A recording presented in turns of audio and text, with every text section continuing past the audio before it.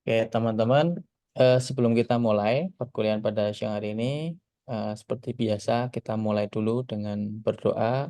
Berdoa dimulai.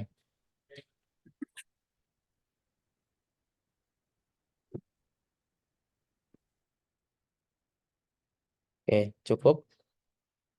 Eh, Hari ini kita akan sedikit membahas tentang salah satu algoritma yang ada di supervise ya. Kaitannya dengan kemarin saya sudah menyampaikan introduction terkait pembelajaran mesin yang kemarin kita bagi secara besar menjadi dua jenis. Yang pertama supervised learning dan yang satunya adalah unsupervised learning. Mungkin teman-teman masih ingat apa itu unsupervised dan bedanya dengan supervised learning apa? Ada yang bisa mungkin?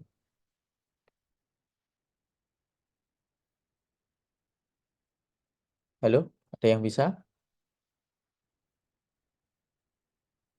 Masa lupa semua ini? Oke, jadi Lupa, Bang. lupa, waduh. Supervised learning itu lebih ke pembelajaran yang sifatnya terbimbing atau terawasi ya. Dengan namanya supervise ya, ada supervisor dan sebagainya, itu kan dia yang tugasnya mengawasi, membimbing. Nah, yang lawannya yaitu unsupervised, artinya berarti pembelajaran itu sifatnya tidak terawasi atau tidak terbimbing. Nah, pada siang hari ini yang akan kita bahas salah satunya adalah teknik regression, itu masuk ke dalam ranahnya yang supervised learning ya. Jadi ke dalam ranahnya yang terawasi. Nah, supervised learning sendiri kemarin kita juga melihat dibagi menjadi dua lagi ya. Yang pertama teknik regresi yang nanti kita akan pelajari hari ini dan besok. Kemudian jenis yang kedua itu masuk ke klasifikasi gitu ya. Jadi nanti silakan teman-teman bisa mereview ulang pembelajaran yang dilakukan di minggu lalu gitu ya. Kalau regresi kaitannya kita berbicara mengenai data-data yang sifatnya adalah bilangan kontinu. Tapi kalau yang klasifikasi nanti kita akan banyak berbicara atau membahas hal-hal yang berkaitan kategorikal atau yang hal yang berkaitan dengan kategori ya. Kemarin saya contohkan ada kategori SMS promo, SMS penipuan, dan SMS normal. Baik, nah di sini teman-teman mungkin bisa melihat gambaran terkait tentang regresi itu apa gitu ya. Jadi kalau kita lihat sekilas pada gambarannya itu ada node-node atau titik-titik yang bersebaran yang dia acak, di mana di antara node tersebut ada sebuah garis ya, garis lurus yang dia ada yang mungkin menabrak node-nya atau bahkan jauh dari node-nya. Nah, itu adalah gambaran teknik dari regresi. Nah, mungkin juga teman-teman ketika dulu dapat mata kuliah statistik itu juga barangkali juga sudah disampaikan teknik regresi itu seperti apa. Nah, kita nanti akan membahas lebih kaitannya pendekatan dengan machine learning itu seperti apa, kemudian nanti bagaimana implementasinya di Python gitu ya. Oke, kita mulai dulu dari masalah analisis regresi itu apa gitu ya secara pengertian. Jadi masuk ke ranahnya analisis statistik di mana yang teknik ini akan mempelajari dua variabel atau lebih. Nah, di sini ada dikatakan dua variabel atau lebih, artinya syarat dia bisa disebut sebagai analisis regresi harus terdiri dari minimal dua variabel ya. Nah, dua variabel tersebut itu ada yang istilahnya disebut dengan independent variable atau disebut dengan variabel bebas, dan yang satunya itu adalah variabel tidak bebas atau dependent variable. Nah, di sini juga dikatakan bahwa analisisnya itu bisa dua variabel atau lebih. Jadi tidak harus hanya ada dua variabel, tapi juga bisa lebih. Nah, nanti seperti apa itu akan kita bahas lebih pada slide berikutnya. Nah, tentunya untuk membedakan mana yang disebut variabel independen, mana yang variabel dependen. Nah, itu harus clear dulu. Teman-teman harus paham, teman-teman harus benar-benar memahami bisa membedakan mana variabel dependen, mana yang independen. Karena nanti ketika sudah pada kasus soal atau contoh soal dan sebagainya, itu tidak akan diberitahu mana yang variabel independen, mana yang dependen. Jadi dari analisis teman-teman yang menentukan.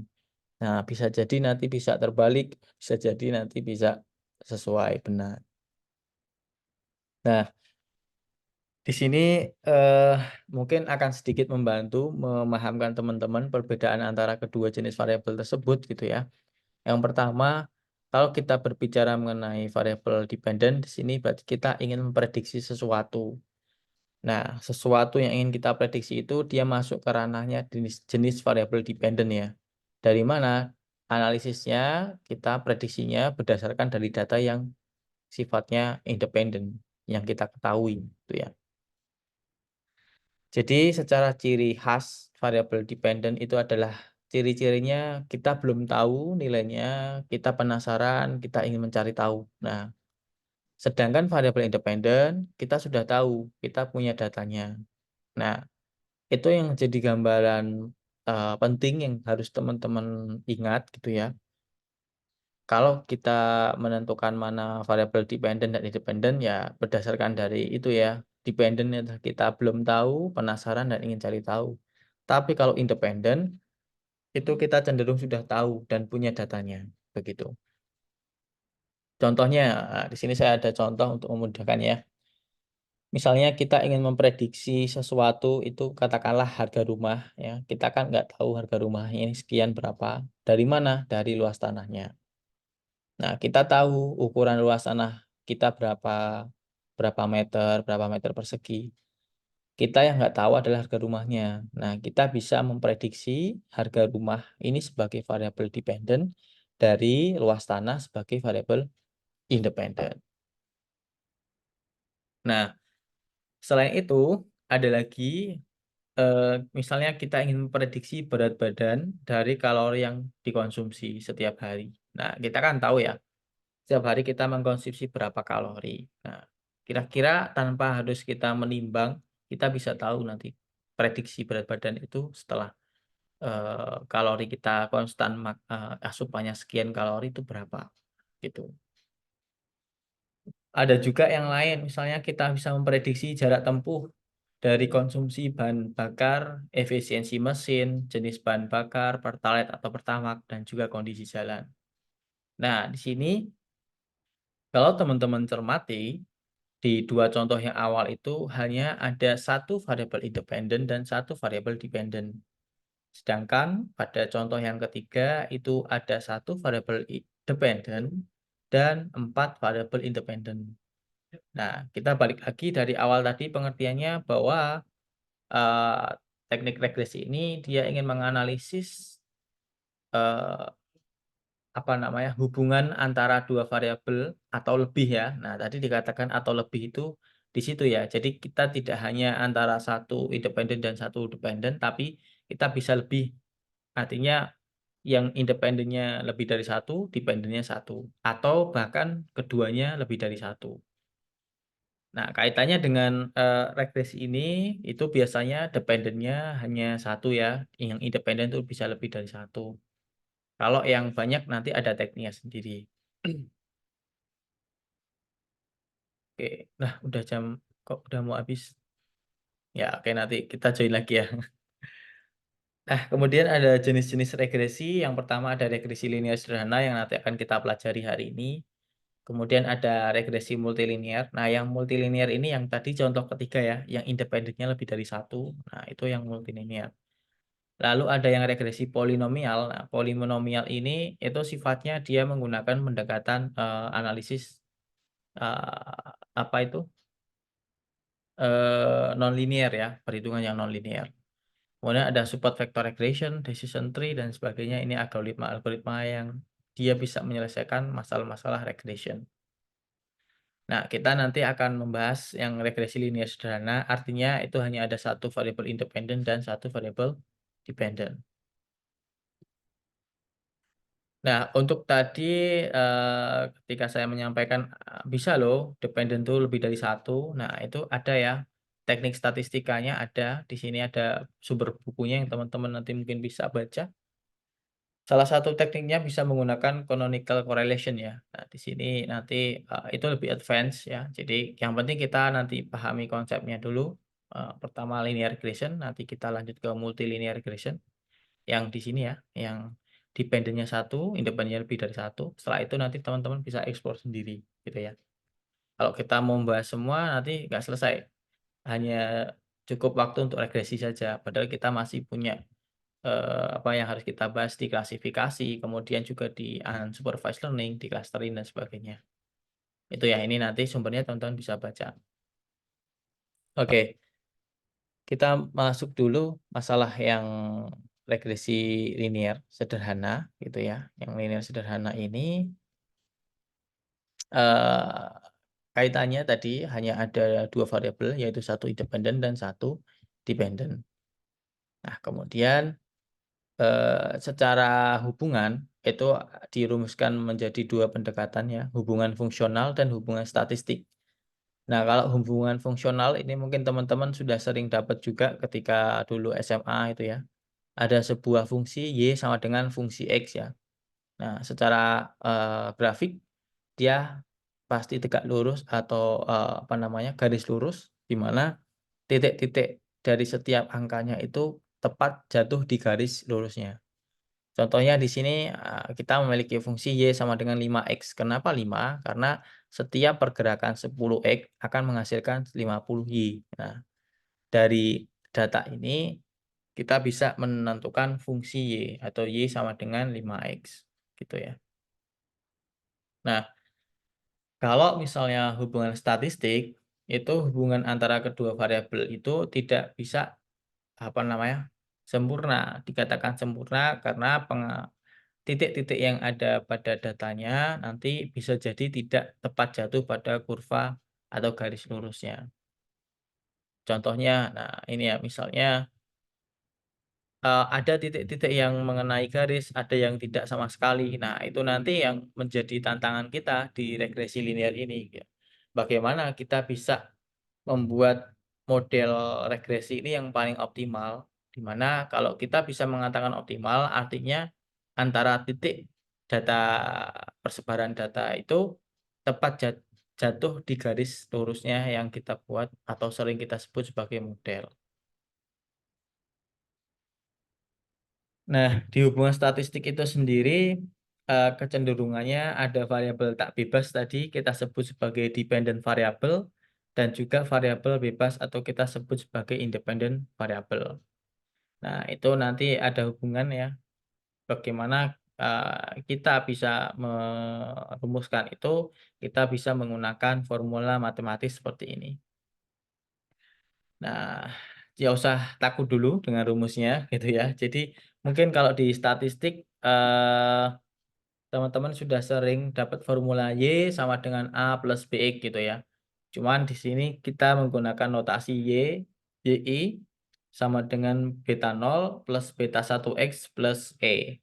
Nah, E ini adalah tambahan untuk, toleransi error ya, toleransi kesalahan prediksi gitu nantinya. Nah, nanti kita akan membahas, beta 0, apa itu beta 1 gitu ya. Nah, karena itu masing-masing, eee, apa namanya, elemen itu harus teman-teman kuasai. Ketika berbicara ingin membuat model regresi, kita harus tahu bagaimana cara mencari beta 0, bagaimana cara mencari beta 1. Karena itu yang nanti akan menentukan kita bisa punya sebuah formula Y sama dengan beta 0 plus beta 1X. Nah, secara pengertian di sini untuk yang beta 0 sendiri itu disebut sebagai intercept, kemudian untuk beta 1 itu sering kita sebut sebagai koefisien ya. Nah, kita bahas dulu yang beta 0. Beta 0 itu mungkin di beberapa buku statistik lain ada yang menyebutnya dengan notasi C0, A0, atau A kecil gitu ya. Nah, itu nanti tidak jadi masalah, yang paling penting ketika ada nolnya gitu, artinya itu adalah intercept. Nah, intercept itu apa gitu ya, Jadi itu adalah koefisien yang bisa menentukan nilai Y jika variabel independennya adalah 0. Nah, kalau kita lihat ke sini, ada sebuah formula ya. Nah, ketika variabel independen ini bernilai 0, maka 0 dikali dengan nilai beta 1 berapapun, hasilnya juga akan 0. Nah, sehingga nilai Y ini hanya ditentukan oleh nilai si beta 0 ini atau intercept. Nah, sehingga di sini bisa dikatakan bahwa beta 0 itu adalah koefisien yang bisa menentukan nilai Y jika variabel independennya adalah 0. Nah, misalnya kita ingin memprediksi seseorang, berat badan seseorang, itu ya. Nah, misalnya kita punya nilai beta nolnya adalah 50. Nah, kemudian ternyata orang tersebut ketika kita tanya konsumsi kalorinya berapa? Ternyata 0, ya, 0 kalori. Artinya konsumsi kalori itu sebagai variabel independen akan dikalikan dengan nilai beta 1 yang nanti hasilnya tetap menjadi 0. Nah, sehingga nilai berat badan seseorang tersebut hasil prediksi kita adalah beta 0 atau 50 kilo, begitu. Kemudian untuk yang beta 1 itu kita sebutnya di statistik itu adalah slope coefficient ya, koefisien slope atau peubah atau konverter ya. Nah, tadi kita, berbicara mengenai berat badan dalam satuan kilo dan jumlah asupan makanan yang dikonsumsi yaitu 2000 kalori gitu ya. Nah, bagaimana kita bisa mengkonversi nilai kalori ini menjadi kilogram. Nah, fungsi dari beta 1 itu untuk mengubah atau konverter ya atau peubah gitu ya. Oke, nah kemudian ada satu lagi yang namanya error ya. Tadi toleransi error yaitu di mana dia adalah selisih atau perbedaan dari prediksi terhadap data aslinya. Misalnya seseorang itu setelah menimbang berat badan asli dia adalah 80 kilo. Nah, tapi kita sudah punya model regresi nih. Misalnya kita tanya orang tersebut konsumsi kalorinya berapa. Nah, orang tersebut misalnya menjawab 2000 gitu ya misalnya. Nah, dengan pendekatan model hasil regresi yang kita hasilkan, ternyata model tersebut memprediksi berat badan seseorang ini dengan konsumsi kalori 2000 itu adalah 70 kilo. Nah, artinya di situ ada selisih perbedaan antara nilai asli atau nilai bobot berat badan seseorang sesungguhnya itu dengan hasil prediksinya. Nah, itu yang nanti kita sebut sebagai residual ya. Jadi di statistik itu sering menyebut errornya sebagai residual. Nah, kemudian semakin besar nilai errornya, itu modelnya bisa dikatakan semakin buruk. Nah, yang nanti kita harapkan itu adalah bagaimana kita bisa mengecilkan nilai error ini. Artinya, nilai asli dibandingkan dengan hasil prediksi itu selisihnya sangat kecil itu ya. Bisa jadi misalnya nilai asli 80, prediksinya 79,95 misalnya. Nah, itu yang kita harapkan. Sehingga model ini bisa dikatakan layak dan punya tingkat